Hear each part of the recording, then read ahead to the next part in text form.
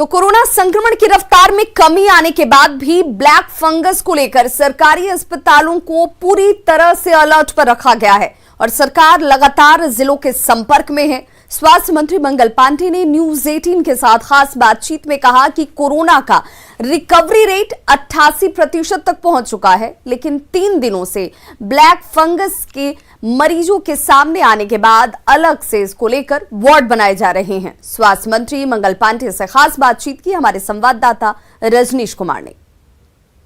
बिहार में कोरोना मरीजों की संख्या में तेजी से गिरावट तो हो रही है, लेकिन ब्लैक फंगस ने एक बार फिर से टेंशन बढ़ा दिया है। हम बात करते हैं बिहार के स्वास्थ्य मंत्री मंगल पांडे से ही। नहीं, देखिए, एक तो पूरे राज्य के अंदर जो कोरोना का संक्रमण उसमें बहुत तेजी से कमी आ रही है और आज रिकवरी रेट लगभग 88% के आसपास पहुंच गया है और कुल एक्टिव केस 1,15,000 से घट के 75,000 पे आ गया, मतलब 40,000 एक्टिव केस घटे हैं। लेकिन फिर भी ये 75,000 की संख्या भी बढ़ी है और हम सब लोग लगातार उसी तरीके से हर चीज की मॉनिटरिंग कर रहे हैं और लोगों को सेवा बेहतर देने की कोशिश कर रहे हैं। इस बीच में विगत 2-3 दिनों से ये ब्लैक फंगस की जानकारी मिलनी शुरू हुई और इस बीमारी के इलाज के बारे में भी बातचीत होने लगी और मुख्य रूप से IGIMS और एम्स पटना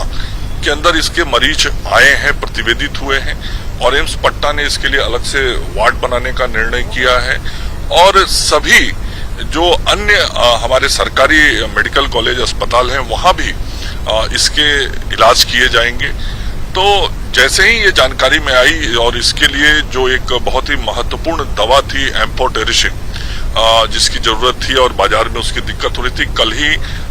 देर रात हम सब लोगों ने बैठक करके और उसका निर्णय लेके सभी सरकारी अस्पतालों को इसके 6,000 वायल उपलब्ध करा दिए और इसके साथ ही जो प्राइवेट हॉस्पिटल से भी यदि कोई केस प्रतिवेदित होता है तो उसके लिए भी 1,600 वायल पटना के RMRI में हम लोगों ने एम्फोटेरिसिन का रखवा दिया है कि वहां से भी वो दवा ले सकते हैं। और निश्चित रूप से ICU के बेड्स बढ़ने चाहिए और जो ICU के बेड बढ़ने हैं